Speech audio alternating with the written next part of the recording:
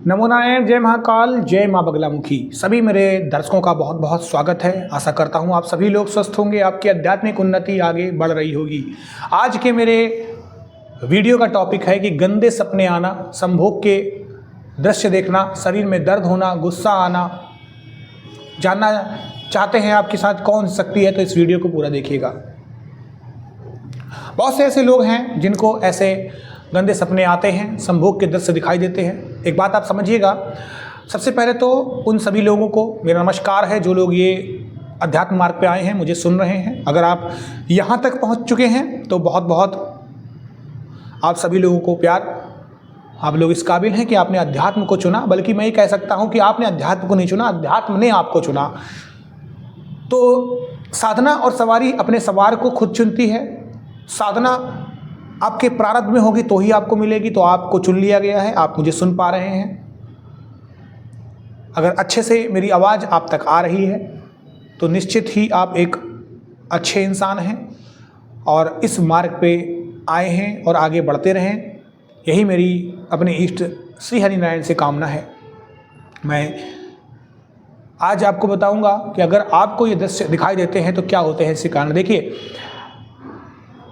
कई प्रकार के लोग होते हैं। एक जो इसमें बहुत ज़्यादा लीन हैं, जो मूलाधार चक्र के आसपास घूम रहे हैं, जिसके कर्ता, जिसके रचयिता, जिसके जनक, जिसके प्रहरी, जिसके सेवक, जिसके रक्षक भगवान गणेश जी हैं, जो प्रथम पूजनीय हैं। क्योंकि गणेश जी के कान बड़े हैं, उनके पास सबसे ज़्यादा बुद्धि है, बुद्धि के देवता हैं।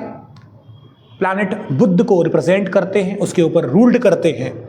बुद्धि चतुराई से आप कोई भी काम आसानी से कर सकते हो। बुद्धि आपको हर जगह से निकाल सकती है बिना किसी को मारे कूटे। बुद्धि ही ऐसी होती है जिससे हम किसी भी परीक्षा में अच्छे नंबर ला सकते हैं। बुद्धि ऐसी है जो हमें ज्ञान का भंडार दे सकती है। तो उसके रचयिता कौन है? उसके रचयिता हैं गणेश जी। इसीलिए गणेश जी को वहाँ का सेवक रक्षक बनाया गया, क्योंकि गणेश जी ऐसे हैं जो आपको सिखाएंगे कि मूलाधार चक्र और आपके अंदर जो चीज़ें हैं उसमें डिफरेंस क्या है, उसके अंदर क्या समानता नहीं है। इससे आप सीखेंगे चीज़ों को। अब होगा क्या कि जैसे आप इस चक्र के अंतर्गत घूमेंगे और आप दिमाग में यही बैठा के चलेंगे, दिन भर यही सोचेंगे, तो आपको यही सब चीज़ें देखने को मिलेंगी। जो आप सोचते हैं वही घटता है। जब भी आप पूजा पाठ में जाएंगे तो सबसे पहले आपको जम्हाई आएगी, आपके शरीर में दर्द होगा। क्यों?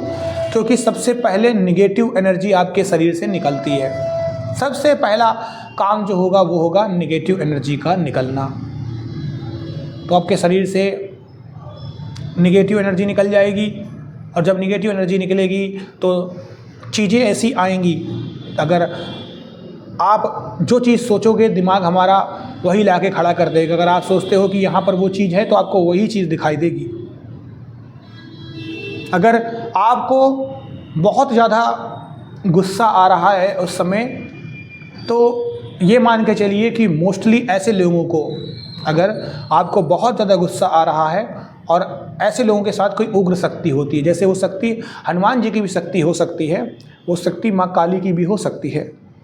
ठीक है, वो शक्ति माँ काली की भी हो सकती है। अगर सपने में आपको मोस्टली लेडीज़ फॉर्म दिखाई देता है, किसी भी आप स्त्री से ज़्यादा बात कर रहे हैं, तो माँ दुर्गा का स्वरूप है। अगर आपको सपने में जेंट्स का स्वरूप दिखाई देता है, यानी मेल स्वरूप दिखाई देता है, कभी कान्हा जी आ रहे हैं, कभी शिव जी आ रहे हैं, तो सभी देवी देवता एक ही हैं, लेकिन वो शक्ति जो आपके साथ हैं वो मेल रूप की शक्ति है।